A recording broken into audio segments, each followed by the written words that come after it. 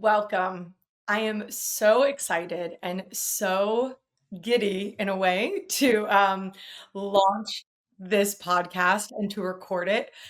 I think I almost, like I told everybody in the beginning, I think I have to just acknowledge the elephant in the room. This is the first recorded version of the first episode of this podcast that of Mind Your Mouth that I have been manifesting and talking about now for I don't even know how long, but definitely to the world the last 6 months.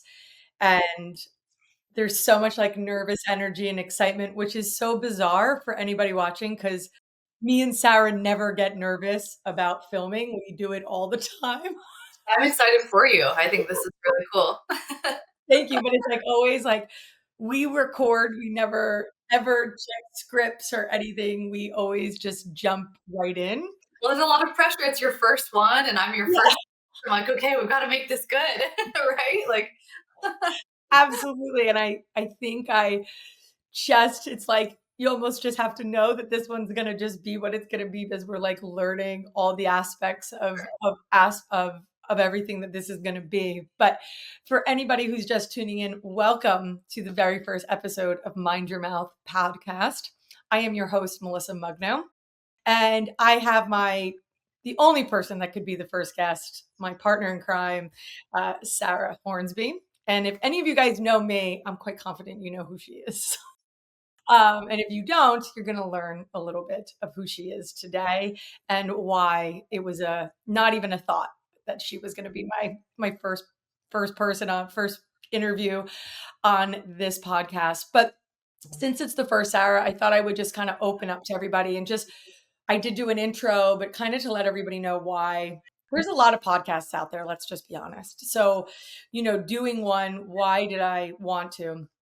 One thing is I just have worked so hard these last couple years on my own spiritual growth and my own journey and really becoming authentically myself. And when I say being okay with that, and learning who I really am and okay with who I maybe thought I needed to be or all that aspect of just being me. And I wanted to have a platform that I could invite people on to just have conversations that I've been lucky enough to have off camera that I think ultimately can maybe help people understand some of the leaders in this, what I would say, kind of natural airway movement and not just mouth, but mind, body, the whole unit, right? All three aspects of it. And that's what my goal of this podcast will be, that people would come and listen to me having conversations with people to just get a different kind of perspective or a different understanding of who that person is. So Sarah is a huge part of my journey, and not just professionally, but also personally these last couple years. And ultimately, where I am sitting today, she's a massive part of allowing me to be where I'm at. And I think I'd love everyone to know that Sarah absolutely always 100% accepted me for who I was and never ever asked me to be or present to be something different. And with that is a true gift, and ultimately, I think is a testament to our friendship. And I want to thank you for that. And I want everybody watching to know that. I don't know if a lot of people know that about us. no, I mean, thank you, Melissa. That's really, really sweet. And I feel honored to be your first guest, and I'm excited. And I mean, I'm hoping this is a huge success. I think it will be. Lots of people love hearing what you have to say.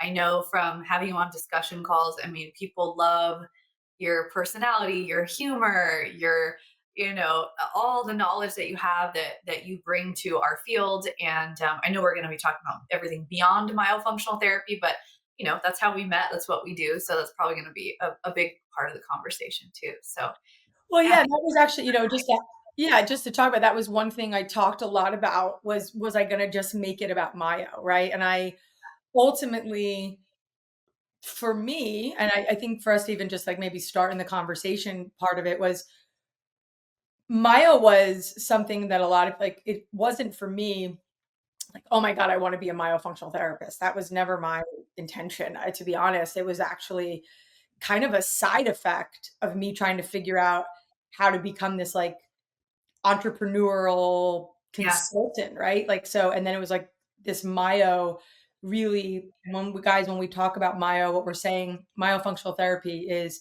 a niche type of muscular exercises that we learn. And I'm going to let Sarah explain that a little bit more because she's been teaching people to be myofunctional therapists for a decade now. And ultimately has really been an absolute game changer in the way we learn it, which is so exciting for people to know more about you and know how that actually occurred. I think most people that know you that are tuning in, you're Sarah Hornsby, right? You own MyoMentor, you're the online myofunctional therapist, and you taught, but this whole industry is a little unique, to be honest. I mean, if we're like really have an authentic conversation about it, it's a little misplaced to be one, right? Like we're not 100% sure where it belongs. We played, I mean, you and I joke. I mean, we were like in the wild, wild west. We were like cowboys for a while. yeah, for sure. I when I would tell people we were like, they're like, "What are you doing?" I I know mean, even most dentists we would talk to, they're like, "What? I don't know. Like, that seems really like, how are you practicing? Are you sure that's legal?" Like, that's what people would ask us I think we still get that question. Is it years ago, especially. But yeah, today it's much more. I mean, it's much more legit now. People, it's on TikTok now, right? Like, absolutely. Well, I think, and I, so, and we can go down that, but like, is it legal or is it allowed? I mean, a lot of things start off first with like a need. There was an absolute need in the industry. And, I'm a big analogy person. Sarah jokes. So Sarah owns a company called MyoMentor, and MyoMentor is one of the largest myofunctional therapy training programs in the country, internationally as well. And how many students have you trained now? oh gosh, we're almost to 2,000 now. We're almost, I think, after this new class, we're just starting a new course. This Saturday, we have our kickoff call. So, and after that course graduates, I think we're going to be very close to 2,000 grads, which is, I mean, in 10 years, that's pretty good. Well, So, yeah. And for people that don't know, I mean, this industry, how many were? I mean, if 10 years ago, if there was, I don't know, if there yeah, was 2,000 in the country, I think that would have been. yeah, I I know. don't even think there was. I don't even think that was probably all around. I think there was people dabbling in it and like, 300 in the country, when we first got into it. And so, yeah, it's a huge accomplishment. It's a huge honor that people respect the MyoMentor brand and name, and they respect me and you, and now all the people that I've really tried to bring into it. So it's not just about my knowledge and me and what I know and what I do. It's about a whole faculty, including Melissa. And it's just really grown from me, just kind of this one woman show, to now we've got a big team behind the scenes supporting the program. We've got some amazing faculty members.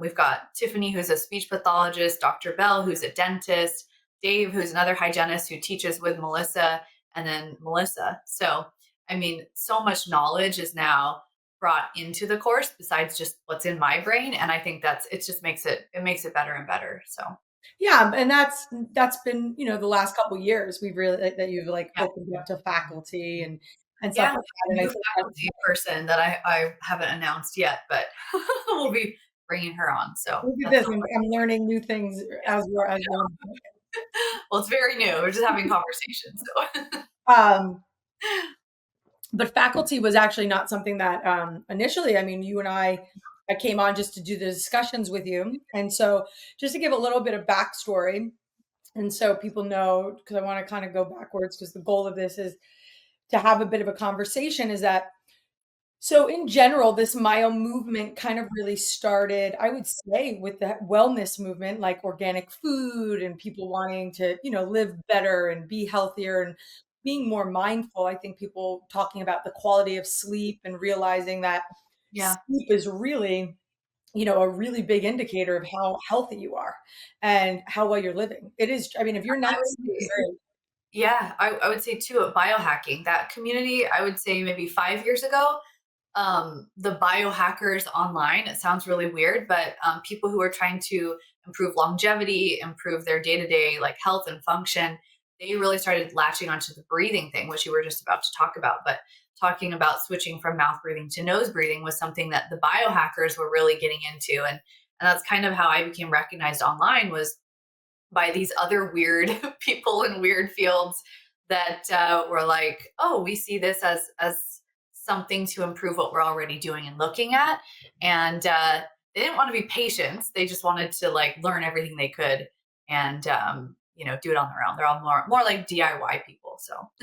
Which that's so let's go back to that. So you tell everybody a little bit. So tell everybody how you started. So where are you from?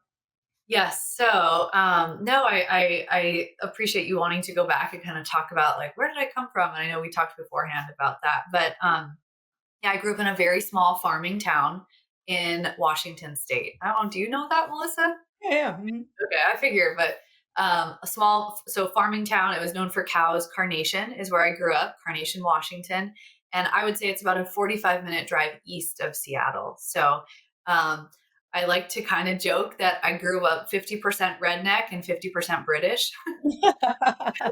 My family is literally from England. Like my Yeah. dad was, my grandparents emigrated to first Canada. My dad was born in Canada, and then they moved to Washington State, and that's eventually where they were, planted. I guess their roots, and where my dad and his sisters were raised. But they had literally British accents, and so I grew up with some really interesting influence from my dad's side, which is very British. Hornsby is a very British last name, and my mom's side, which was like hunters and just people who lived in the woods and just very small town down to earth people, and so that kind of shaped my childhood, I guess, having two very different my parents were divorced, so I grew up with like two very different families and backgrounds. So I'd have like Christmas with my dad and it would be British and very like we'd celebrate Boxing Day, which is the 26th, at the day after Christmas, and then the other side of my family was football, and just two very different sides of the coin, I guess. And yeah, And I don't know. Uh-huh. your dad worked for Boeing, right? Yeah, my dad worked for Boeing. My mom was a administrative assistant. She went to secretary school, so she didn't have a college degree. And I think for her that was always a thing that made her feel like she was not. I think people, especially of that generation, who didn't go to college, felt like they were inferior or they didn't have enough education. So she was very adamant that my sister and I went to college because no one on that side of the family had graduated from college with her siblings.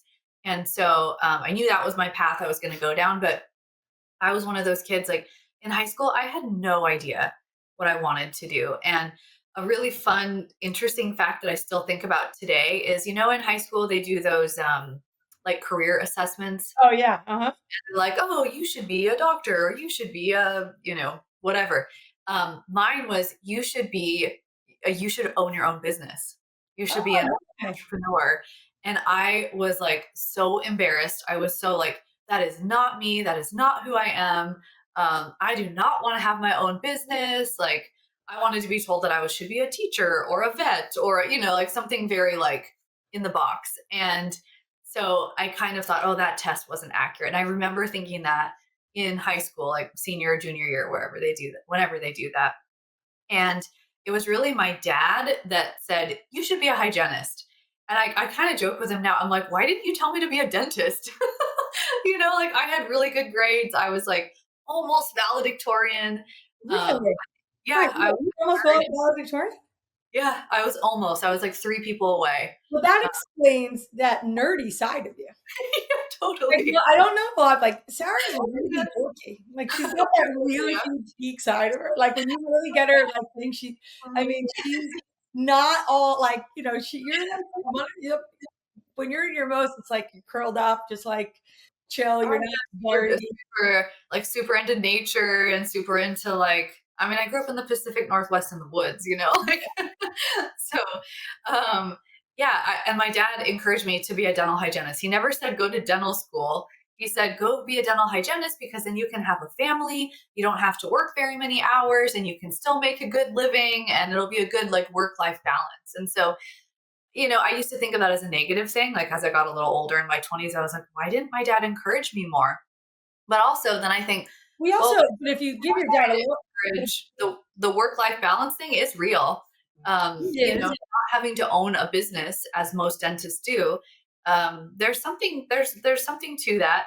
But yeah, so it's just you're interesting. better you're better at owning businesses than some dentists. We know that.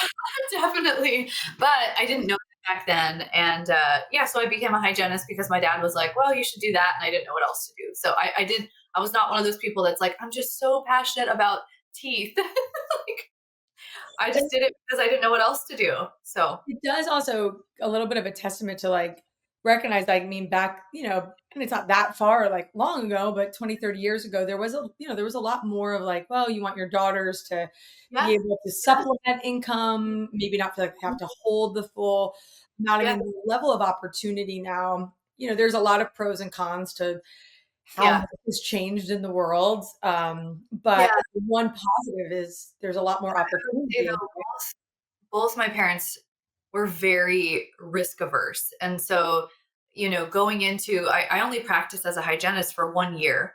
And I was like, I feel like I could do something different. I feel like I could do more. And I really considered going to dental school, getting an MBA. And it was kind of through like the studying for those two, because you have to study for tests to get into, these different ongoing education programs. And it was through that I found myofunctional therapy. And I was kind of like, gosh, I could go to school for 5 more years and become a dentist. I could go to school, you know, for 3 more years and get an MBA, or I can take this course that's only over a weekend and I might be able to change my career path as a dental hygienist. And so I had no idea what this field was, but I saw a little ad for it in the back of RDH magazine and I needed CE credit. And that's kind of what led me to do that. But my parents were not people who would have said, go start your own business or go be a dentist. I think the cost that dental school, the upfront money of that, I think was scary to both my parents. And so I think that's, they did the best that they knew how to do. And they did not say dental school. They did not say start a business. They said go be a hygienist. It's like a very safe, Yeah, safe, stay in your lane there. straightforward, yeah, guaranteed. You come out of school and you make good money, and so it's very, very stable and safe. And I think that's the theme that I've seen in my parents, which is a good thing. I'm not saying that's bad, um, but it was harder to transition to a business owner. My family was very, very scared in the beginning. So So now here's an interesting caveat not a lot of people know about you. So how old were you when you bought your first property? I was 24. So so here you are, and this is like for everybody watching viewers. So let's break this apart. So Sarah grows up in this pretty, like, they want her to be safe, but in Yeah. general, your essence of who you are from my spiritual side that I always have to like kind of navigate there. There was something inside of you, like what made you what drove you to do that right so early on?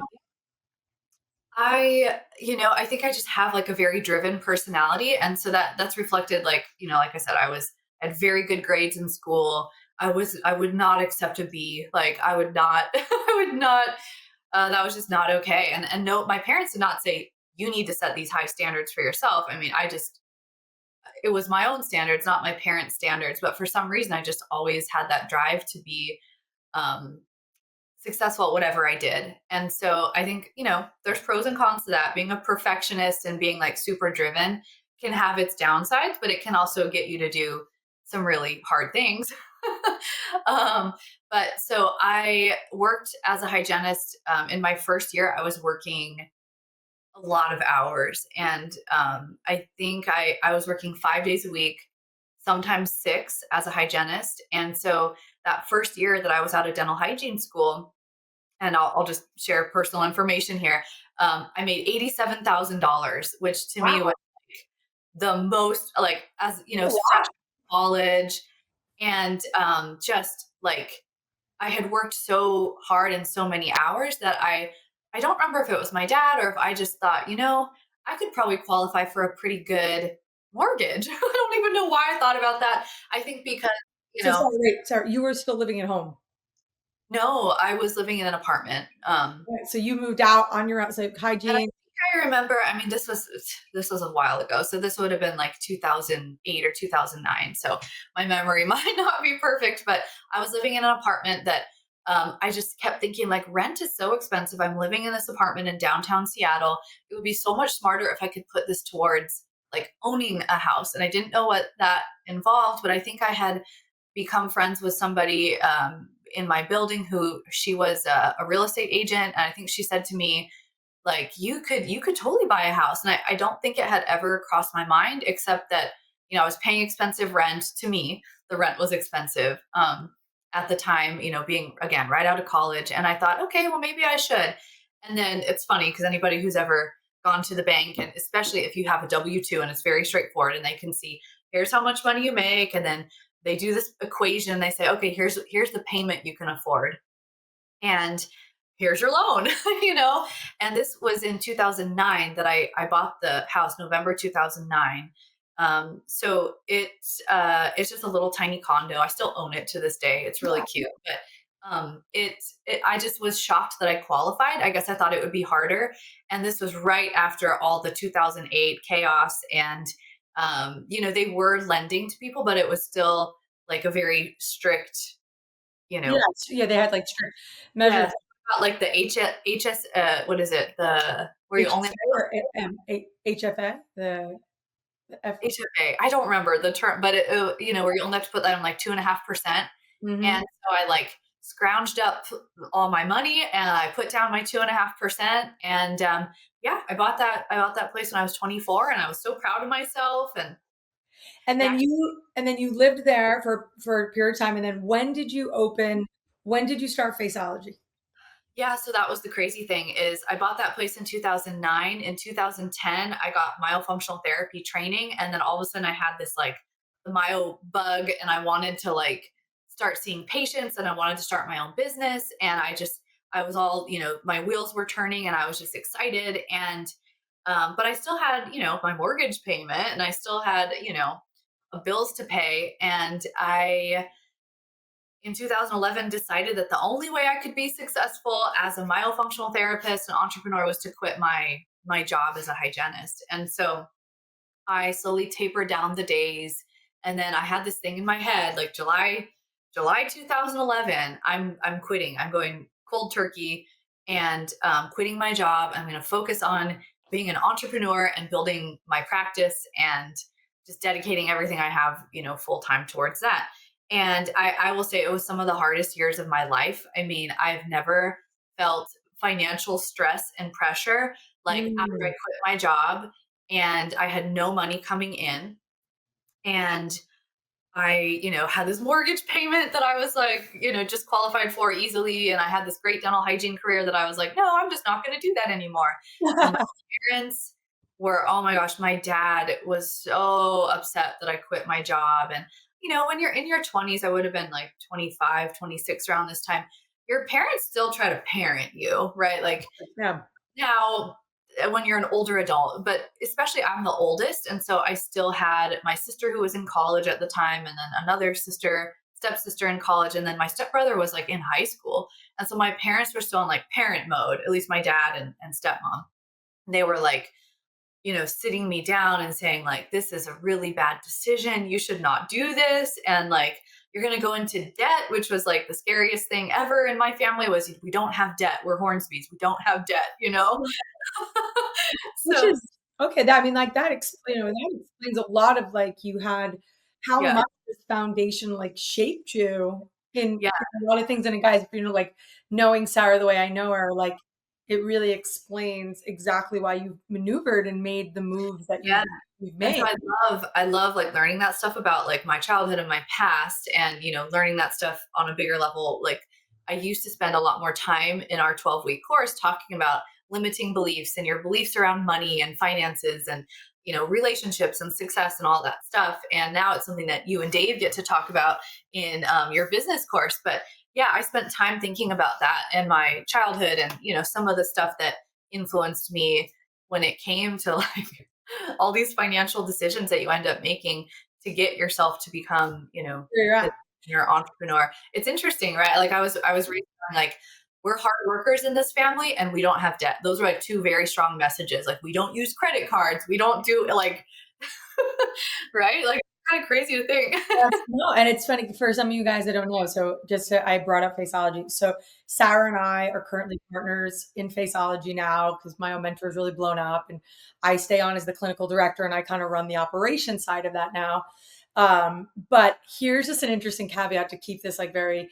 I wanted you guys to learn more about us. So I'm very open. I came from a very different world. I'm a very hard worker, worked multiple jobs, but I came from a family that did not really know how to save. And because they never ever thought they could accumulate wealth, it was like you just live in the moment, you just pay and just things. Yeah. So I had a really unhealthy relationship with money. And so I was driving, I couldn't find happiness or joy because every decision I made was really attached to like the financial aspect of stuff. And, you know, when I think about this world that we're in, it and even talking about it, you have many factors here. So one, we both like you entered into a world that like kind of was unknown. You leave a cozy job, you Yeah. purchase a home, your internal soul is telling you that you're deep down an entrepreneur, which we all know you are. Which I did not even know at the time, right? Like, Yeah. Right? And then you make a really big pivot that I think some people like. So if you share a little bit, so when you then make a decision, you make a point at one point, you start renting out that condo, right? After you were up and running, and then you move, right? yeah. But before we transition, I want to know, like, because I said my two main messages just on the topic of like limiting beliefs or like money, like Hmm. what were you think messages you took away from like the way you were raised with money? Like just spend it all. If you have it, spend it. Or I know Well, because we talked about this, but I'm just curious to hear that side of it. so So money was one of those things that like not everybody gets it, right? Like it's like kind of a luck thing in a way. Like some people are just, because I think that mindset of like wealthy people, there's just like a stigma to them. Some people just have it, Yeah. some don't.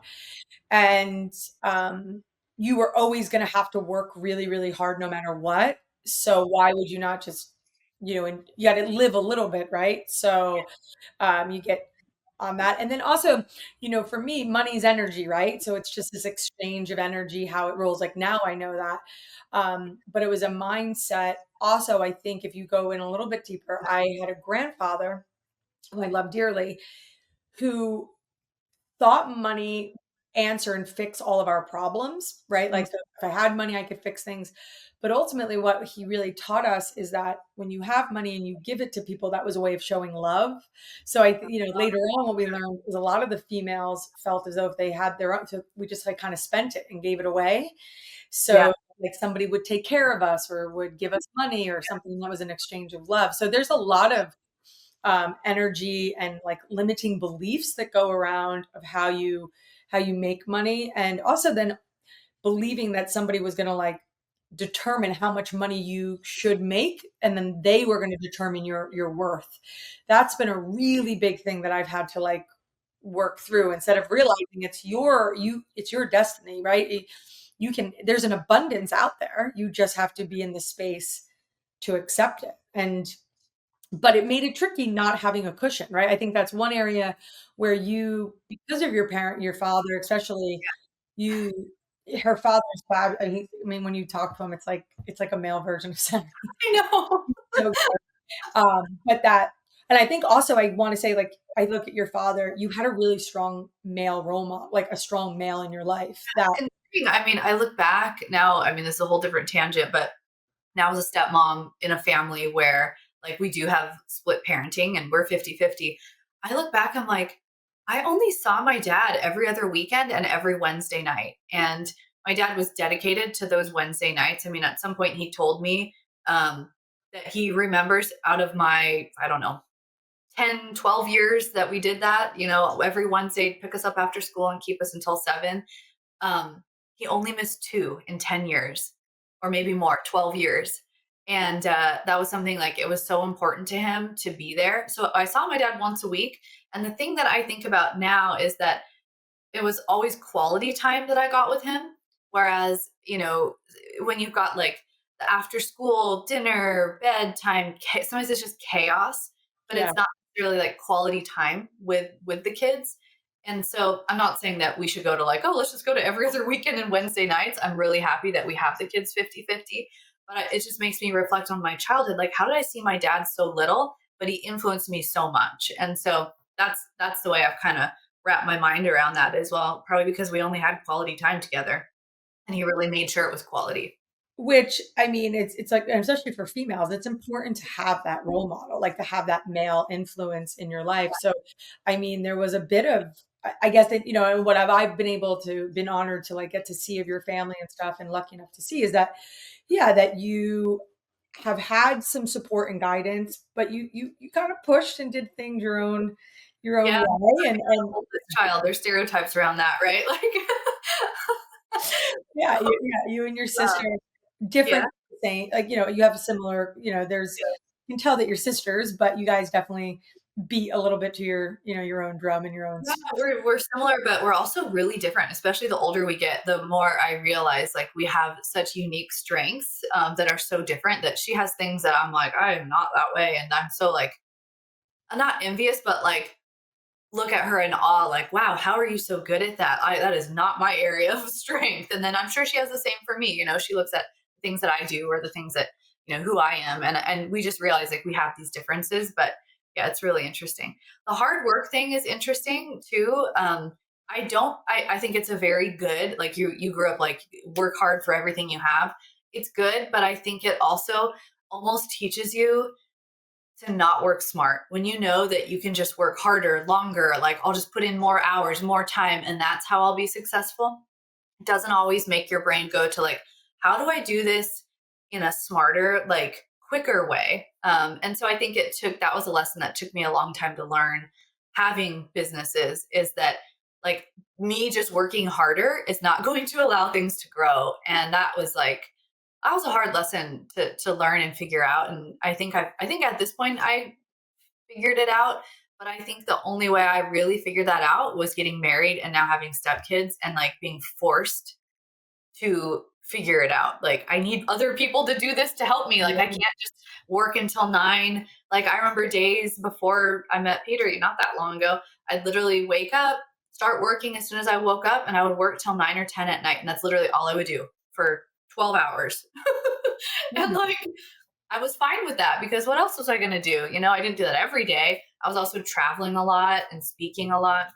And so on the days when I was at home, I would just power through literally 10, 11, 12 hours of work at a time. And I didn't have a family. I would eat chips and salsa for dinner. Like, it didn't matter. It's just me. Which, if we just kind of round back to that for a sec, because one of the things, like just in business mindset and just things, there Yeah. is seasons you have to hustle. Like there are seasons you have to like, especially to grow something, and then you have to become more effective and work smarter, buy back your time. Uh, there's a part of me that, and you and I have talked about this, that I had felt like I lit like, I don't want to ever say that my 30s, I guess I thought my 30s should have been easier than they were, but I had a lot of lessons to learn in my 30s. That comes down to the fact that like different childhoods, different aspects, I kind of had to be a lot more of an adult in my younger years. So Mhm. my 20s, I was messy, right? Like I was just kind of like figuring out. So 30s was me really starting to learn what I didn't want. And like my 40s have been probably like some of the better times in my life because I'm, been able to work this journey. But Mhm. there is something to be said about just putting your head down and doing the work, right? And Yeah. when I think of MyoMentor or what you did even with the brand on Faceology, and I just to go back, right? So there was this time that you left Seattle, right? You leave Seattle and you go and live this, yeah. Yeah, so I had made the decision, after practicing myofunctional therapy. So I quit my hygiene job in 2011, and I was seeing a handful of patients from 2010 to 2011. But I just really had this feeling that the only way I'm going to make this successful is I can't do two things at once. I need to put all my focus on building the business and seeing patients. And so I did that. It was really hard. To go back to that debt conversation, I had taken out a line of credit and I was pretty much paying my bills. I had this $10,000 line of credit, or maybe it was 20, I can't remember. And I would just see the balance going up and up and up. And, for me being raised, like, you don't get debt. And like, I Yeah. would be, I mean, it was a really good time of learning. It was also one of my biggest times of stress, and I think financial stress is really, I mean, it's big stress. We all know that feeling of like, how are we going to make ends meet? We're going into debt. Like, what's going on? And so, yeah, it was a rough start. And I decided because of that, I'm like, I've got to rent out this condo. And to me, like, the ego hit that takes, like, I literally just bought a house and now I can't afford to live in it. And so I decided in 2011. So I lived there, about a year and a half, 2 years. I was like, I've got to rent this place out. Like, I can't afford it. I'm like losing it here. Like, Yeah. I practice. I mean, it takes time to build that up. And especially back in those days, like, there was no YouTube videos, which again led me down that path. There was not, you couldn't just Google it and have 100 websites pop up. And it was really hard to find information. There was no social media like there is today. And so, um, not having that is what led me to kind of go in and start creating that. But yes, I rented out that townhouse condo, moved in with my mom, and that also got me thinking. I mean, there's a few different things that happened in between then, but eventually it led me to the idea of I want to travel. I want to see the world. And as a hygienist who, my thought process was, you have to go to work, you have to be in an office, you have to see patients physically in person. And so I had this idea. I don't know how it got into my brain. Actually, no, I do remember. I was invited in 2013 to work in Australia with Oh, with Derek, right? Derek Mahoney? Dr. Yeah. Derek Mahoney, and Mhm. I was forced to see my patients for that 3 month period. I was forced to see them online, and so when I came back, it just made me think, like, I can do this if I can figure out a system. I want to have a fully online practice, and I want to go travel. So let me just ask real quick. So Totally Derek, that back then. how did you end up were you already making content then? Is that how Derek got to know you? So, I feel like I just reached out to him and I said, "Hey, you're going to be at this." No, I didn't reach out. He reached out to me. I can't remember how it happened, but I remember. Well, and for any of you guys that don't know, you did take Joy Muller, right? That was your first Myo course was Joy's, right? So Joy Muller, that was back when she was teaching with Barbara Green, and it was literally like in a hotel conference room with like 6 people. It was like not. And I remember thinking, like, taking that, like, is this a legitimate field? Like, I don't know. I've never heard of this stuff. This is like in this tiny hotel room with only 6 people, and like, it just seems kind of like, I don't know. It just seemed, I don't even know the word, like, amateur. Lady. Like, is this real? Like, I just paid $2,300 of like my hard earned money, and I'm like, is this even a legitimate field or profession? Like, I really didn't know, but Which you which know, is a really valid feeling, right? It didn't I mean, if yeah. you didn't know, you were definitely taking a lot of it's a leap of faith, that's for sure. Yeah, and so, but it did plant a couple seeds for me in that first Myo course. I know we're kind of jumping around, but two things I took away from it. One, I learned and discovered in kind of a embarrassing way that I had these myofunctional symptoms, and no Mm. one said it to me directly. But and I'm not like, I don't have any grudges against Joy and Barbara for doing this. I get it. It was just their teaching style, but they used me as their example patient, and they did an exam on me, but they didn't say, "Hey, we think you have these myofunctional issues. Well, why don't we do an exam on you?" It was almost like I had the feeling at the time that I was the person who, like, everybody knows the secret except you, you know? And Okay. so I'm sitting there being evaluated by, the room and other people who know a lot more than me, because I was brand new. I had no idea really what I was getting into. And they were using me as a patient to do an example evaluation on. And as we're going through it, I'm starting to have this realization that they are saying it without saying it, that I've got these symptoms. But like, no one ever told me. They were just saying, "Oh, well, what about your tongue? And what about this?" And asking me questions, but like open ended. So I didn't really understand it. So I was so embarrassed after that. Like, I didn't want to go back the next day. I was just horrified that I was like used as the example of like the person with all the problems. And but no one ever really talked to me about it. And I went home, and it's a 4-day course. And so that was on like the third day. And I did not want to come back for the fourth day because I just felt so embarrassed that I'm sitting here and like everybody can tell I have all these problems, but like nobody told me that I do. And so that was not a very good feeling. So it was one thing I took away was that I have myofunctional issues. And that came with a lot of emotions around like, why has no one told me? When I was in dental hygiene school, no one talked to me about this. No dentist I've ever worked for, who I respected all the dentists I worked for. I thought they were really smart and great. And no one's ever told me that I have this stuff. And then I'm like thinking back to my childhood dentists and orthodontists and pediatricians, and I'm like, how did I get to this point in life where I'm taking this course in this hotel room? These people are telling me I have these myofunctional issues without really telling me. And no one else in my life has ever said anything. And so it's kind of what led me down that path to just ask the why. Like, why do I have this? How did I get here? Why does no one know about this? And if it's real, then why is no one talking about it? And so that was like a big catalyst for me to like really figure it out. The other thing I took away was that if this field is legitimate, if this is real, then I want to teach it someday because I think that I could do it a lot better. And that Oh, didn't come from a place of like arrogance. That just came from a place of like, they were using PowerPoint slides from the 1970s, and a lot of the stuff was very dated. And I love both of these two women. So again, I'm not trying to like bash them, but it was just a different era. There wasn't a lot of technology. Canva didn't exist, and so I just remember thinking, someday if I figure out this practice, if I become a therapist, maybe someday down the road I could actually teach it, because I think I'm a pretty good teacher and I think I could explain these concepts that they're talking about and make it a little bit more digestible for younger people. Because remember, I was in my 20s. I was like, again, 24, 25 probably when I took that. And 25-year-olds are also a little bit naive, yeah, of which course. helps in some ways. It helps to be like young and dumb, where you don't know what you don't know and that you don't know how hard things are. And so I just thought, I want to teach this someday. And if I can really make it work, then, I can probably do it better, which is, kind of arrogant. But at the time, I just really thought like this information needs to get out there and it needs to be in a better, more digestible way. And so that's kind of what led me to make YouTube videos and write blog posts and things like that. So Because the YouTube videos really is where that was huge. That's where everything started. Right? That's where just got crazy, and like I was seeing so many patients because I just put up YouTube videos, and I wrote blog articles, and that was back in the early 2010s. So which you making content again for everybody that kind of like a lot of people know you from being online.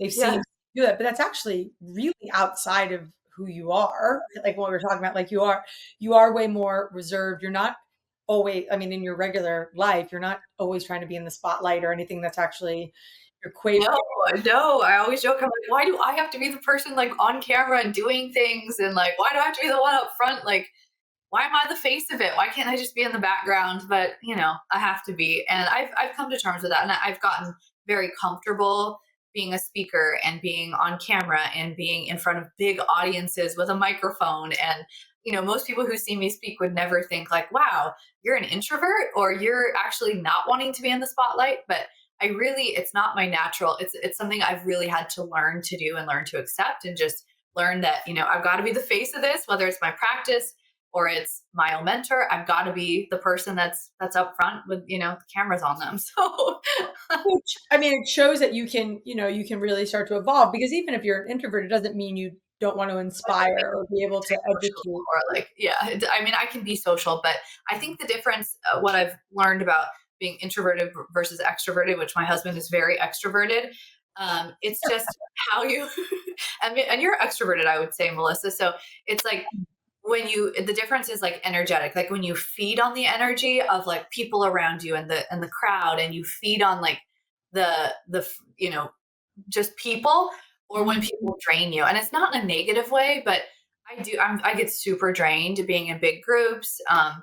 Peter asked me, what do you want to do for your 40th birthday? Because I just turned 40. And he, for his birthday, had like a party of like 200 people. And that to me is like the last thing I want to do. And so I said, I just want to go on a vacation with me and you and go stay somewhere nice. That's all I wanted to do. Like, I don't want to be in like big groups, big crowds, big parties. It's just not my thing. I mean, I can do it. I'll have fun doing that, but it's not my like innate, like natural driver to do that and have like the big party, the big thing. So I don't know. But it's just a good it's just good for people to hear like that one of the things when we talk about even from business aspects or just from Yeah, people, it's like pushing yourself. I think the line I live by is like, get definitely comfortable push being yourself. uncomfortable, right? You got to get comfortable being uncomfortable. And naturally you're very comfortable. And actually, when you're on camera, it comes off super easy and super Yeah. natural, which is why it's digestible for people to listen to you. I think Yes. also, time wise, the content you made, nobody else was making it. For a lot of you guys don't know, I mean, when I first met Sarah, I kind of went up to her and I said, "You're Sarah, excuse my language, I used the F word, Hornsby." And I was like, "You're the online myofunctional therapist." Yeah. Because for a lot of us, I was like, I couldn't even allow myself to And I understand. just want to add on to that because, the myofunctional therapy world was very small. So early on, people would see me in conferences and they'd say, "Oh, you're Sarah Hornsby. I recognize you from YouTube." And I was like so blown away. I thought patients were watching my videos. I didn't know so many professionals were watching my videos. And so that was also like a light bulb moment for me. I'm like, "Oh, you've seen my videos?" It was kind of embarrassing for me because I'm like, I'm making these for patients. I'm trying to get patients. That was the reason. And then I go to these conferences and like people recognize me. Are like, "Can I take a picture with you?" And I just remember thinking that was so embarrassing. And so when you met me and I did not know, like, most of the people who come up to me, I did not know anybody, but they all felt like they knew me from watching these videos. And you said, "You're Sarah Hornsby, aren't you?" And you were kind of like joking around, like I don't even remember how, but it was Oh, almost no, like, I know exactly what I said. And at the time, because for me, that concept mhm, of being online, like, or mhm, like this whole like world was, it seemed fake. It seemed like not authentic, to be honest. It was like it seemed like how could that be real? yeah, But also to, insecure, probably, and a little like envious in a way of like, I don't even know how I wouldn't even have thought to do that. I don't even yeah, think I would have put myself in that position because yeah, even though part of just learning who you are, like who you really are, mhm, because I'm an extrovert, I come off like I have great ideas, which I do. But what I've actually learned that I'm really who I really am, I'm a really big generator, right? So there's like something called human design. I don't know if you've heard, like, I'm not sure. So human design is like, are you a manifester? Like, are you a person that's put onto the world? And I think I looked at yours once. I think you're a man generator, which means you manifest and you can generate, right? Like you can mm, do both, right? You can manifest an idea and then take it. But generators are really important, but they help take people's idea and then like they can take them to another level. They can run them. They can take concepts and bring level. I do really well in that space. like you. I mean, that sounds like who I know of you. Yeah, I can take something and then if I'm given the opportunity, I can run with it and I can really play around with it and take it to allow those manifestors to do exactly what they need to do. They have to inspire, they have to create stuff so then we can kind of put it out in the world and create it. Um, and ultimately, you doing that was like something really one needed was so needed. Let me just put that out there. Like people needed to see something different. We needed it to be soft and it like and I when you speak, I use this word like it's like you dip the words like I'm a big like golden, right? Like in honey. You can say the same thing as somebody else, but it comes off so much like simpler and sweeter. For you guys know, like when we teach, the joke is like Sarah's classy and I'm sassy. But as I keep evolving on my journey, it's that I always felt like I had to like live in my masculine and that I had to like be rougher and tougher. And one of the things I'm really trying to lighten in is like even the tone of my voice or my cadence of my speak, because it's okay to be light. You brought that on camera naturally. Like your first videos, it was very polished. It was very sweet. And I look back at those and they're so embarrassing. I'm just like, oh, I look so like. I mean, they're great. You can never. I'm a big believer in you can't regret anything from the past. I mean, everything that I did in the past got me to where I am today. So I'm like, I have yeah, made peace. I don't, those things don't like haunt me or anything. But when I watch old videos or any videos, I mean, it's just like you probably watch like, oh my gosh, what am I doing? Um, we all have our self-conscious things, but yeah, I those early videos crack me up now. I try not to watch them. and I mean, and I don't even know if I've gone back in a long time, but initially I remember watching those first ones and it was like, No, thank you though. That's a good compliment. what So they were easy to listen to. And look at where we're at now from a content standpoint, like, that simple short diet, like, that you changed it. You brought an opportunity, and if anybody had anything negative to say, it was insecurity and just the fact that we were all a little There was jealous. a lot of negative, like, yeah, I mean, we Why before can she do that and I can't? yeah, I mean, there were so many people who were in our field, and remember back then, like, the field was smaller. Everybody still kinda knows everybody, but this was even amplified to, like, everybody knew everybody pretty well, and everybody was only part of the one organization, the IAOM, and it was just there was kind of like an old guard who had been doing it since, like, the '70s and '80s or maybe even, like, the '60s. I mean, I don't know. There's some people who were, like, the founding, I want to say, like, grandmothers of the field now who really, I mean, we couldn't have done it without them. And so, I don't want to, like, discredit anything that the people who came before us, I mean, they laid the groundwork for sure. Just like I feel like you and I laid the groundwork after that for the current generation people that we're training today. Like, I mean, geez. Well well, let's I mean, I think the most honest thing is, like, when Sarah and I first met, Hmm. and very grateful for the people that introduced us, and I'm grateful for all that time, but it was definitely we all knew that things were changing. It was definitely a Yeah. catalyst of change, and the industry needed it.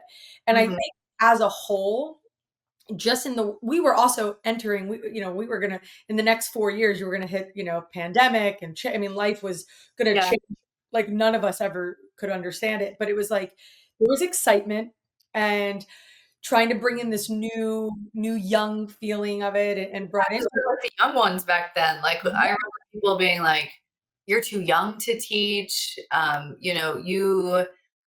don't know. They would say, like, so there was only one myofunctional therapist in Seattle at the time. Only one other person when I first started, and I remember reaching out to her, and she wanted nothing to do with me. She was like mad that I existed and that I was now her competition.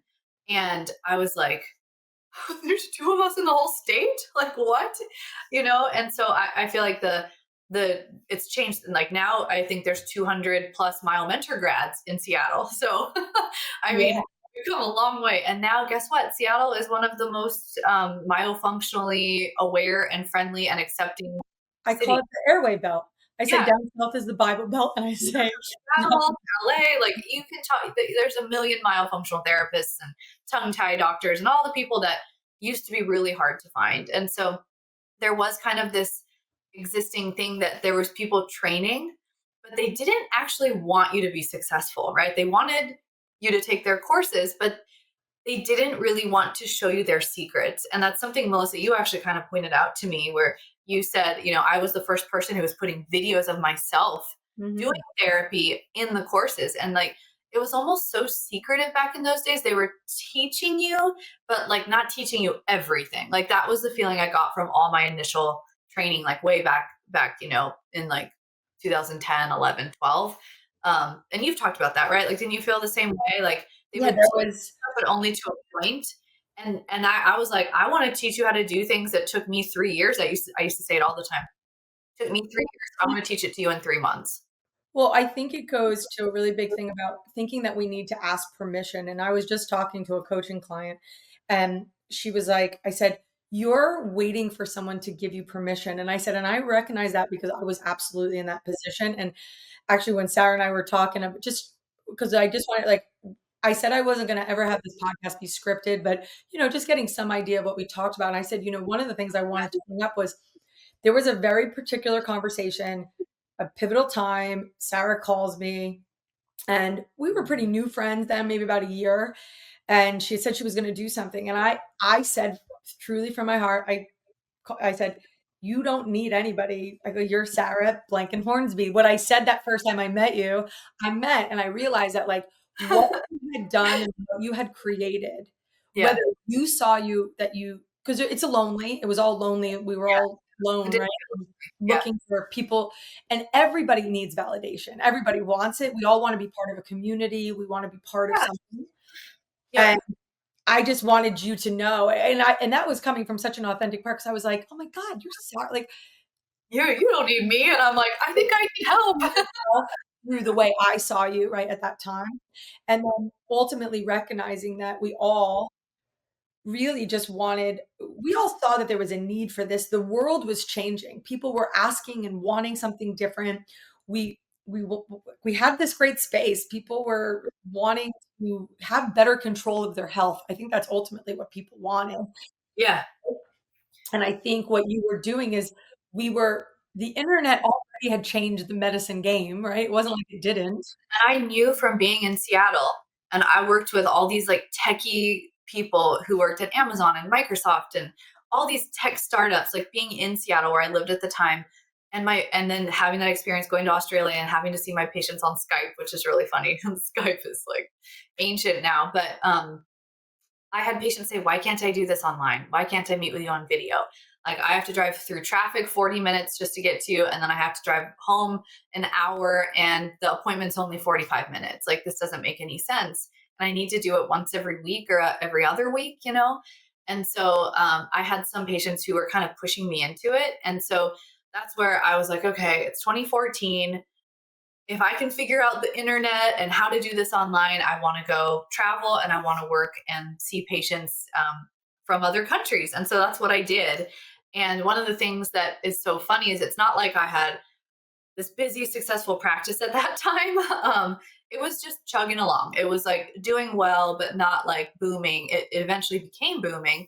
But this online thing, I almost felt like I had to keep it a secret because a lot of the dentists that I was telling, they were like, "Oh, well, I can't refer to you if you're not, going to see patients in person. Like, my patients won't be accepting of that." And so I had some negative feedback, mostly from dentists and other colleagues, professionals. Like, you can't do that therapy online. It doesn't work. And people were really criticizing, just the fact that I had YouTube videos. I remember hearing through the grapevine in a small field you do, like, Sarah's putting up all of her exercises on YouTube. And I wasn't doing that at all. But it's just like the rumor mill happened. And, I would hear other educators. Yeah, I would The hear other exercise educators. is the secret to all of our success. You can't let anybody know the exercises. I know. And so I would hear through the grapevine that people were telling my MyoMentor grads that, like, you can't do online therapy, and Sarah Hornsby is scamming people, telling them that they can do online therapy. And so I was never even teaching online therapy until way later. It was actually with COVID. So COVID for me and all the lockdowns and pandemic stuff, it was very, very validating because all of a sudden, all these people who had been naysayers and criticizing me were now calling me and emailing me and say, "Hey, I know you've been doing this forever. Can I talk with you about how to get myself set up to do online therapy?" And I almost for a minute thought about, like, maybe I should just do a consulting thing, like, just like Oh, a COVID like startup business, like consulting about how to be an online, myofunctional therapist. And I think that, I mean, in a way, we already, I mean, do that's that. But yeah, people are now all of a sudden it really changed from criticizing the online thing to now embracing it and like, how do I do it? And there's a huge learning curve to it. It's not no. easy. It's like two separate skill sets. Like myofunctional therapy, being a myofunctional therapist is one skill set. Understanding your internet and your camera and your lighting and how you communicate through a camera and how you see things on your computer screen versus in person, that's a different skill set. And you have to put the two together to do the therapy online. So um, You really did. I mean, talk about some validation. And I just want to say, I mean, the pandemic for, I think a lot of it was very validating. It was validating for a lot of aspects. It was an absolute necessary, to be honest. I mean, it just calmed the tone of, like, I felt like some of yeah, the pressure. I mean, it was a definitely tough time for a lot of people. I'm not denying that. I don't want to take it away. But personally, I think a lot of us in this space, it gave us time to kind of regroup, took a little bit of the pressure off. We were able to see.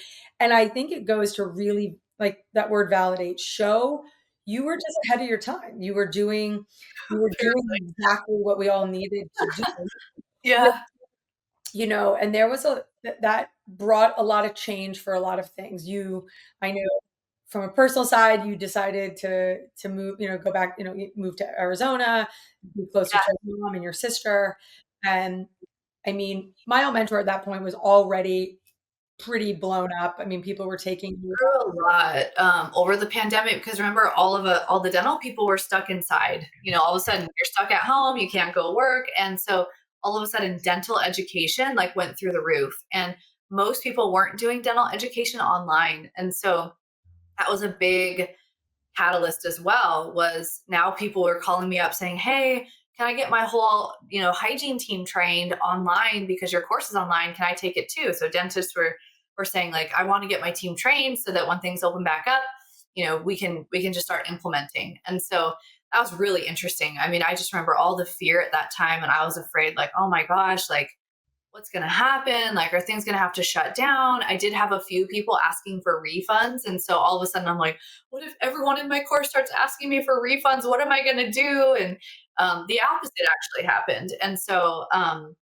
yeah, that was a really, really fascinating time. And that's when a lot of people started doing stuff online. That's when a ton of courses were created on myofunctional therapy. But everyone was doing like Instagram lives and, talking about this stuff. And I remember, you know, since everything was online, just having so many online conversations with people that I probably never really would have done. But it was really fun. It was just really different. And yeah, everyone's just stuck at home on their computers. So, It did, and then, after that time, and just to kind of continue with the conversation a little bit, I wanted people to understand. I think a lot of people are always a little curious of our relationship and our business partnership because it's we're pretty open about it. We talk about it and where it's at. But I will even say, from my aspect, a lot of people have asked, well, why have I not just like went and started my own teaching yeah, course, yeah. right? And I want to say there's a lot of options out there. There's a lot of teaching courses, and I'm I am, I guess, pretty vocal sometimes. I'll say a lot of those, Sarah taught them. Yeah. A lot of them out there, and I'm not against competition. I'm not scared of competition. I never have. To be honest, I think that's actually one of my driving factors. I really always go think that like Burger King opened up across from McDonald's, and I remember as a kid I liked Burger King. I actually think I had a birthday party there, and I always thought like the Whopper actually tasted better than the McDonald's burger, but whatever. But it was the same concept, just a different business philosophy. Yeah. And I try to be really open. I thought I drove, for some of you guys don't know, I had made a decision at the end towards the pandemic that I was living in Las Vegas. I was going to move to Louisiana to take on this job because I was chasing money. I mean, there's no doubt about it. I was offered this job to build this practice that was going to give me financial security, that I thought was going to clear up my debt and let me then do what I wanted to do. And I called Sarah because I had a practice in Vegas. I Mhm. called Sarah and I said, "Hey, can I come to Arizona?" I remember I drove to your house. Yeah. I stayed. Her mom and her stepfather were there, and we were your mom's boyfriend, your mom's boy sorry. Um, My stepdad, yeah, they're your stepfather, sorry. I thought you were looking at him. I'm like, wait a minute, I think they're married. no, Oh, I was trying to remember, didn't Jessica and Sean, my sister and her husband did yeah, they came over. They came over. We had dinner. We all had big dinner. Sarah bought this amazing house, had like an infinity pool. But I drove up to the house, I stayed with you, and I said, "Listen, I'm gonna get rid of everything and I'm gonna give you, can I send all my patients to Faceology? I don't know, I don't want them." And she's like, what? I'm like, I'm gonna leave. I just gotta go do. And I left and I got here, and the universe had another thing coming to me, and I ended up going down my plant medicine. I started my first plant medicine journey, and you and I had not spoken in a couple months. You went through one of your biggest changes. that. I almost feel like that was like a year later, but maybe it was only 6 months, I just don't remember, but It was like right around six. It was about 6 months. Because you had just met Peter, and when I called you the first when I and I and I told everybody on this podcast I would open up anything. So I went to one of my plant medicine journeys, and Sarah came through on a vision. the And I first one that you did, the Yeah, first time. very first time ever, and I call you and I said, "Hey, can we talk? I need to tell you something." And, you didn't know anything that was going on in Sarah. I hadn't talked to her. And she answered, we get on the phone, and we've always been able to just get on a call and pick up like as if we saw each other yesterday. we just saw each other yesterday, but we haven't spoken in 6 months. So And I say to her, "Hey, I just went and did this, I did this plant medicine. I went down and did ayahuasca, and I you came through on a vision, and I need to tell you, you can run." I go, "You're beautiful, and that you're like my soul sister, and that I love you." And you know what? It was like the most, because I always looked at you I mean, we spent some time in New York right before the pandemic. She stayed at my yeah, mother-in-law's, and that was when she let me come. She offered to let me, take my own mentor, and that changed so much. And it was just yeah, this really amazing time. And then you are like, "You have no idea how much has changed in my life." You've yeah, yet seen it. yeah, yeah. That's true. Oh And my you've god. yet seen it. And I'm gonna have stepkids. I'm like, Yeah. "Wait, what?" Yeah, because things with us went really, really fast. And so it was all of a sudden like one day we met and then a year later we were married. So things just went like boom, boom, boom, boom really fast. So And my mentor really was blowing up at that time. It was really big, and there were some changes, and I had said, and we kind of sat and talked about making some changes, and you needed some support on faceology, and I was like, well, I really need a place to just get my thoughts together. So yeah, faceology, and I want people to know this, I think of that company and that brand as like this safe space, right? Like it's really is one. We don't talk about it that much out loud, but faceology is how Sarah started, and I wanna say faceology is what allowed me to come into my next level. Like, faceology is like a parent. I don't know, it's very comforting, it's very supportive, and I think that's one thing we do for our patients, and our therapists. We're like it's like home base. That's how I look at faceology. Like, it's just this, safety, and it's just so warm. I think for anybody who maybe doesn't know what it is, it's an online myofunctional therapy practice where we see patients. So we Yeah. do myofunctional therapy. We've got therapists who execute the therapy and treat the patients, and Melissa's the one who does all of our consultations, and I'm kind of in the background.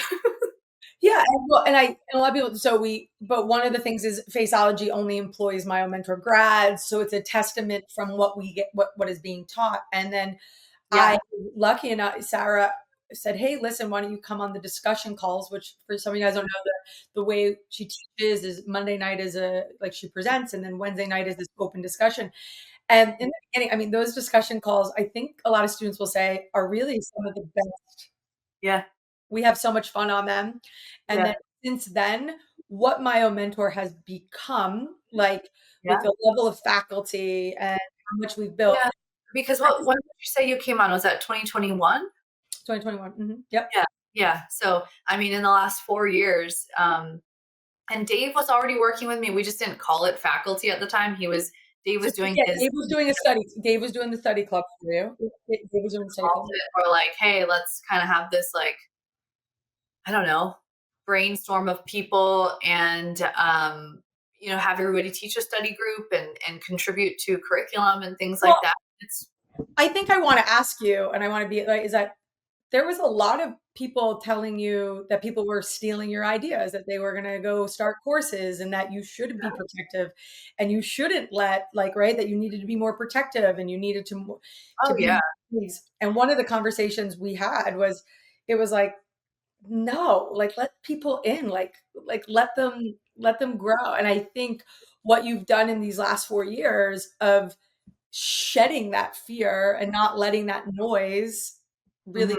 consume you has just even brought more abundance. I mean, where the company's at now is just, I mean, it's so amazing to see. I mean, the things you've been able to be part of is so huge. And Yeah, no, it's really come a long way, and I just feel like there was, some people in my life and just different, it's easy to get kind of stuck in the fear mindset and the fear, especially if somebody's influencing you into thinking like, you know, the field's growing and things are changing and you're going to be left behind and like people are going to steal from you. And like when you get stuck in this really negative mindset, it can be really, really damaging. And so, to kind of go beyond that and kind of just move, kind of leave that behind, just I think allowed for a lot more growth.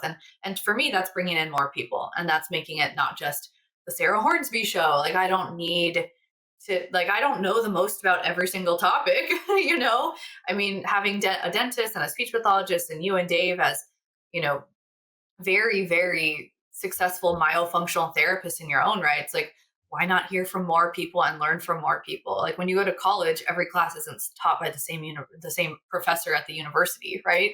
Like that doesn't make sense. So, putting together that style of a curriculum is, I think, the next evolution of MyoMentor. Which I love that. And I wanted to go into like, where do we see things going? Like, how do we see myofunctional and, where is that going to play in the future? Like, how do you see it? I mean, I have my ways of thinking of, we just launched and we brought my ortho concept and from the stuff I've done in ortho to play around with it. But, we have a lot of stuff now. We got AI, I mean, things are moving so fast. It's like, it's a lot to keep up with. So just curious what runs through your head about that and where you see things going. I think for at least the short term, maybe like 5 to 10 years with AI, I see the people who know how to use AI are going to be the people that are the most successful. So the people who can adopt it and integrate it and figure it out just a little bit more than the people around them, on any level. So, maybe that's if there's therapy apps that involve AI, if there's, I mean, I think that kind of relates to all technology. Like, if you don't adapt, you will fall behind. And, Mm. it's hard, especially as you get older. And I see this, like, I always used to remember thinking about like my parents when I was younger, like, how come they don't know how to like use the remote control and they don't know how to do this? And, they don't know how to do, I don't know, what's like old school things like Yeah. DVRs or whatever. Like they don't know how to do this or Well, do you and remember call waiting? Like I remember like my grandfather couldn't figure out call waiting. yeah, and so now I'm very aware of that and knowing that like I was one of the early adapters of like, putting stuff on YouTube and blogging and things like that. But you can't just get comfortable and do the same thing for the next forever. And so I have tried to figure out, how to utilize AI better. And I'm not going to say I'm the expert at it, but my view is if there are apps and things that can help with therapy, I would say start using those because that's probably going to be the direction it goes. I don't know how far away we are from just AI people teaching exercises and, giving feedback over a screen. That's probably in the future, but I think the first stage would be the people who know how to use those apps are going to be the ones who, are more successful in adapting. And I don't really know. What do you think? Yeah, so I kind of have a little bit of a philosophy that you can't fight it, you got to go with it, and the more you can learn about it, the better you are. So I totally agree with you 100% that the people that are more adaptable or early Yeah, integrators are just going to have to catch an edge. stay you gotta stay flexible, stay agile, and don't get too, like, rigid and locked into, like, "I've always done it this way, I have to do it this way." I Yes. think those people will fall behind. So I think that right there is probably where people like yourself and myself included, there's a really great opportunity because in general I think one of the things, dentistry in general has always been like a little bit of a dinosaur. It's a little slow to move and stuff. Yeah, So the idea is like, don't be so reactive about change, embrace it a little bit more. And I think this mindset of um, like lack of like I really stay in that abundance mindset now, and I think, and so I feel like it's opportunity. There's so many people that need help and so many people that need access to information that mhm, I think one thing you show, like the more you educate people, the more you give information out, the more content you made, the more you or grew. it came back. No, it's so true. I love that you pointed that out. The more stuff I put out, the more people and patients and people that take my course come back, and so It's never, so my mind is like, if you think that you teaching someone to click their tongue is what's gonna be your secret sauce, I think you're on the struggle bus, right? I think you're going to have a very lack of mentality. I think you have to have the ability to manifest and see what's possible. I think you really need to look at what your limiting beliefs are. And so I don't look at AI as scary. I look at it as it's a tool you got to learn. And Yeah, you might catch some people that are gonna have automated exercises, and then I think that's gonna grow the need or the want for one-on-one even more. I I think so too. Yeah, I think people desire this, the Yeah, we're connection. still human. I think we always will have the desire for a human connection. And so maybe it'll even go so far people don't even want to do online therapy. Maybe they want to do in person, sitting next to you therapy. Like, I don't know. But whenever there's like something that goes one direction, there's always this backlash or Yes. pendulum shift back the other way. But that goes back, I think what I love about what we do is about this, like, balance, and I think everything is on this pendulum, right? Like, it's swinging, and you might there is absolutely a need every once to have that one-on-one connection, but I think online is gonna go away.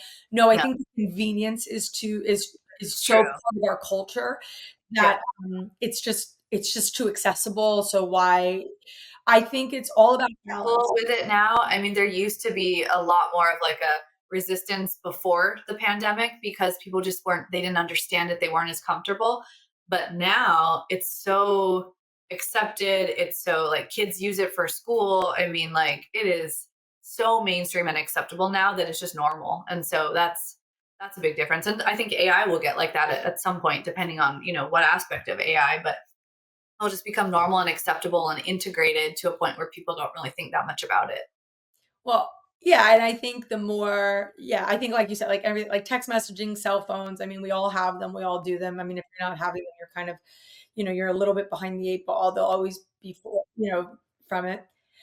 So with the change coming, I kind of wanted to talk. I know some people are interested. I saw, you launched something pretty big. You're doing your first collaboration with Vivos. Yeah. Yeah, you're doing a little bit of a thing, and I think people are interested. I think they're seeing some ads for it, but I definitely have had. So I'm super excited about it. I think the more we are able to combine, again, going back to that, stop with the picking teams. It's like we're all better together. Well, and that So actually, this is a great story about that because it came from a place of a collaborative spirit versus a competitive approach. And so, Leanne, she runs their myofunctional therapy department at Vivos, and we've talked with her and some of the other Vivos people like for 2 years. I feel like trying to figure out how can we all work together. This would be, something like how do we put these puzzle pieces together? There's some synergy, for lack of a better word. well, and let me just call out the elephant in the room. So for a very long time, Vivos was very much told to have a very bad rap. They steal things. They don't want to collaborate. Didn't even think that way. And so I'll just to let everybody know, and I just think it's important to hear, like, me and Sarah were both part of that world for a short period of time. That it was like, we didn't know Yeah, who they were. No, Vivos, no, not that we were thinking it, but we were hearing it. Like it was definitely being but Vivos is like the first um, big publicly traded company. Yeah. traded company to come into this airway myofunctional world, and that just makes people have opinions. So people either love Vivos or they hate Vivos, and then there's even more of something you could probably touch on with like the orthodontic Yeah. approaches, and there's divides in like what the best approach to teach expansion. And so there's a lot of, I guess, controversies maybe mixed in to some of these elements Well, of I the think to be honest, I mean, and this is me yeah saying it, I remember my words, not doesn't mean Sarah has to agree, but there's a lack of mentality. There's a fear, right? Everyone's got to keep it close to their own, and this one's doing it right, I'm wrong, and vice versa. And that was something that I kind of came a little rebellion on, and I was like, huh. And a lot of so Kurt, the owner and CEO of it, Sarah's up in Calgary. He comes over. We have a faceology booth. First time we'd ever done anything like that. Sarah's speaking. yeah He comes over, and here was an opportunity. I remember sitting at dinner with you and Peter, and I was like, I think there's an opportunity to have a conversation with him. Let's move forward. And yeah open the door. And then obviously MyoMentor was the right fit for that relationship. And so yeah, for yeah him, been having, I mean, that was 2 years ago. yeah it was 2 years ago. So what happened is at the American Laser Study Club meeting that we were at in February, I don't know, Oh, that's where sorry, Le- what's her name? Leanne was there. um, and what I love about this story is she was saying, I'm a big fan of yours. I've known you for a long time. We've talked about how we can work together and talk about myofunctional therapy and help educate Vivos providers in the myofunctional therapy world. Like how do we bring our two businesses together? And so we had been talking, and then she pulled me aside at that meeting and she said, I have an idea. I think I've got it. I think I know how we can finally, come together and create something cool. And I was like, okay, like tell me. And so it was really her idea. I have to give her credit. And she said, we don't want to teach our own introductory course. She's like, to be honest, like the higher ups at Vivos have been pushing me to teach an introductory course. And I told them that I don't want to be just another introductory myofunctional therapy training course. I don't want to become a competitor to MyoMentor. We like the people at MyoMentor. I don't want to now be their competition. She's like, I don't personally want to run an intro course, but I know Sarah Hornsby. Why don't we just bring her in and have the MyoMentor 12-week course as the Vivos introductory course, but we'll add a hands-on in-person component for everyone when they graduate. If they choose to, it's optional. They don't have to do that part. So I said, okay, well, let's talk about it. And working with, so it's different when like me and you talk and we're like, let's do this and let's make a plan and let's go. And like tomorrow we can start it. But working with a bigger organization that's publicly traded, they have to, go through a lot of, corporate stuff. And so it's been a little bit slower to launch, but we're launching it for this May course. And so the May students are the first class to have the option to do the optional hands-on component, which is going to be at the Vivos Institute in Colorado. I'm going to be there, but it's going to be taught by Leanne and a couple other doctors. But really, it's just taking the introductory training that we teach at MyoMentor and putting it into hands-on. It's one of their, I can't remember what they call it, but it's actually a clinical day with kids where Okay. we're going to go and it's going to be like a big thing, a big clinic full of kids and dentist training. And they're going to bring Hands-on workshop. live hands-on workshop with patients. And So yeah, that means so students from my mentor from this May class can add it on, can yeah, add it on and go. That's they so can add it on. how Yeah, exciting is that? it's really cool. So, and again, like I did not come up with the idea, Leanne did. And she said, I don't want to be your competition. I want to work together. And so I don't want to teach an introductory course. Can you do that? And we'll add it on to our Vivos, provider options for education. So yeah, it's really cool. I love it. I love how much you've been so open to take on new opportunities and collaborate. And I know just to kind of go full circle when I made that comment about like, well, why don't I go and teach something on my own? I knew from my plant medicine and the relationship that we've had is that we've always been better together. And that has always made more sense for me and me doing the consulting and me being able to coach and develop and then being able to do, be able to talk about the ortho stuff. It's always to me, MyoMentor is my home. And I like couldn't imagine being anywhere else or uh, I love that that is where I kind of rest my hat and get to spend. And I also love that you have been or open and that we've been able to kind of hopefully change the narrative that we don't have to be each other's competitors. Yeah, I I like that too. I want Sarah, if she's my true friend, I want you to be the most successful, fulfilled, aligned, and balanced, happiest version of yourself. And And then I want that back for you, yeah, and no, and same. And to kind of come towards a little bit of wrapping this around, the one thing I put in the bio of this podcast was that I wanted to be able to have conversations and that I think the art of conversation is really important. And just for the sake of saying it, being vulnerable, anytime you and I have had any struggles, because we've had definitely partnerships are not easy. And there's been times where we have both allowed ourselves to assume or think what the other one's thinking. And it's always been when we didn't do one thing, and that's get on the phone and have a conversation with each other. yeah, or when you hear things through other people, and whenever there's any confusion or just misinterpretation, that's always when things can get. Well, we all have outside influences. we're both married. We both have people. We don't live in the same state. We don't see each other all the time. And I think that's just really important. And I hope people hearing us be open to talk about it today is that the conversation matters. Being able to pick up the phone and say, or listen, I know me. I don't shut up. That's why I have a podcast now. I mean, Sarah finally had to say one time, "You have to let me talk." And I was like, "I'm sorry. I don't mean to." No. Insecurity. That was my fear, right? My fear of not being seen or whatever.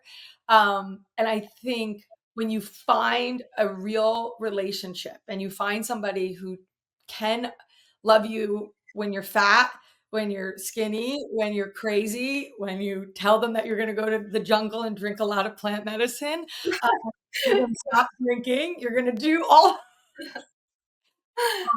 I just want people to know that side of you, that you are truly like my dear friend, like my sister, like, and sisters, Thanks. we have, and she has beautiful sisters. She's like, soul sister. And when I want people, if they get to hear this side of you, is like the work you put into MyoMentor, and it's annoying, guys. Like she's so detail oriented, or like okay, well, you got to change the font a little bit to the right, or like, but that is what makes everything that you Yeah, do so, so, so good. So good. thank Like you.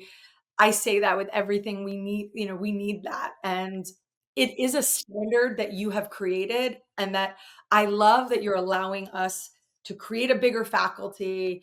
I mean, we have, people at MyoMentor, like, just wrap it up a little bit. Like, where do you see that going, and how can we continue to inspire more collaborations like ours and relationships? Yeah, I mean, one of the projects that we didn't get to mention, which I do think in some ways is taking it to the next level, is what you and I talked about with that dental consultant. And, Yeah. now that the field is getting to the point where dental consultants are reaching out and saying, "Hey, I have a doctor who wants to take your course, but I have no idea how to make that work on paper for their office, and I don't know enough about it." And then I brought Melissa into this conversation with this dental consultant, and so we're all talking, and I feel like that's really like something that if we can get that figured out through MyoMentor, where you, Melissa, as the myofunctional airway consultant, can team up with these other bigger dental consulting practices and help guide the consultants how to help their doctors. I mean, I really see that as something that no one else is doing. Everyone's confused by. And so for us on a MyoMentor front, I'm really excited about that. And I think that's a And bigger. I appreciate you bringing that up, because it's, for a long time, and this is, sometimes when you have great ideas, right, and you get a little nervous, we tend to all want to compartmentalize things. And anytime Sarah and I have just like laid everything out and just been truly authentic, it's always, I think we've been able together to grow things and just cultivate these conversations. And I've been consulting for as long as Sarah's been teaching, if not longer. And not, yeah, I mean, not that you haven't been, I'm 14. I mean, that's how I got into the field. But Yeah. the truth Yeah. is, I'm not as great at scale, like making it scalable and repeatable. It's always required. So the truth is, to really take the consulting to the next level, it would always make more sense for us to figure out a way to do it Yeah. together. Could be, because you got to make things repeatable and scalable and easy and digestible. And that is why MyoMentor is so damn good. That is why everybody tries to cultivate and create it, because you took a complex concept, Yeah. you made it super easy and digestible and fun, and you inspired at the same time. And Yeah. I try really hard to, to inspire and do things on the consulting side. But the truth is, we need to make it more scalable. It has to be, you got to be able to make money at it. It has to work for these doctors. I mean, we have to be honest about that. And you're really good at saying like the money part matters. And if these dentists want to train their team and they want to actually embrace it and implement all of these amazing things that we preach about, they've got to see the math. They've got to see it add up on paper. And I think that's where you're really good, Melissa, at like bringing that all together, because it's one thing to have like the pie in the sky, yay, we all feel good doing this, but it has to also be practical, profitable. I mean, none of us want to do things for free. I mean, maybe like in the beginning, and then you're like, all right, this is how I get burnt out, is like just giving away, and that's not good either. So No, it's not. It's always better to you wanna be able to and I think it's just, yeah. to come almost full circle, maybe this is a good place to kinda start to wrap it up. We both kinda started off talking a little bit about our money relationships and, where one, I really what you have created from a financial aspect and the security that you've been able to create. Um, one, I know how proud your dad is of you. How amazing I mean, Oh, my dad's super you're proud. pretty easy to be proud of. You're pretty easy to be proud of. And your mom, anyone who doesn't know Sarah's mom, I mean, Oh my she's gosh, she's my number one fan. Even if I was like living in a gutter, like my mom would be like, "You're amazing." no, no, no, I mean, oh, everybody needs a mom like her. Like, she's just fabulous. Number one fan for sure. Number 1, and it should be, right? If your mom's not your number 1 fan, who is it? But I love that. But to say that it does matter. We want people to make money because we want that energy because we want successful people doing this so that they can keep growing it. And we want the field to grow. Like, I don't want to just train people and then be like, "Oh, well, I didn't teach you all my secrets because I still want to be the best." Like, like that's silly. So, we really want our grads to be successful. We I mean, do. Oh we my hope god. those grads were like, "Wow, you're doing amazing things." Like, let's talk about it. Let's share it so people can see like it's possible. And it's not just me and Melissa, like the two people who teach that are good at it. Like, there's so many successful grads that I love uplifting and showing like, look how amazing they're doing. Like, look at their practices they've built. No, I It's mean, some of them are just, I mean, crushing it. Like, crushing it. I mean, they're making like I'm like, and it's such a it's really beautiful to even be part of their journey just a little bit. Yes. It's like almost like that parenting like I'm so Yeah. proud. I know. I know. It's so good. And, yeah, I'm so excited for the future. I feel like there's so much opportunity. I'm so grateful to be part of all of it. And when I say to you, I cannot thank you enough for first of all coming on. Like I said, it had to be you. It was always you. And thank you for doing that. And I wanna kind of have Happy to like a be little Oh, thank you. And it's been fun, and I'm sure we'll look back at this first one. I'm sure there'll be many more, and hopefully we here. can use this as an opportunity to just come and Yeah. talk to our tribe or our people, and they can get to hear us on a space that feels like really authentic. So I want to leave every podcast with kind of like a question, and that hopefully you'll leave, and then I can kind of bring it on to the next one with the mind with the concept of mind your mouth, what is something that you used to have to mind your mouth about, but now you speak really like freely and from a space that you kind of don't really care anymore what anybody thinks? Yeah, it's such a good question. And I think actually some of the themes that we've talked about today, like it goes hand in hand because my answer would be, to be proud of your accomplishments, to not feel like you have to shy away from having a successful practice or business or having like a happy, what I think is a successful relationship that, it took me a long time to find Peter, but now, I'm so happy. And so not being like afraid to say, like, I'm successful in this area, I'm successful in that area, and I think being afraid of accomplishing things and not feeling like you have to kind of keep that, I guess, secret. And that was one of the things that I did in my early years is I never wanted my patients to know if I was traveling because then I thought they would think that, oh, Sarah's just out, spending all our money traveling around the world. And so I think there's a lot of things that I kept personal about myself, and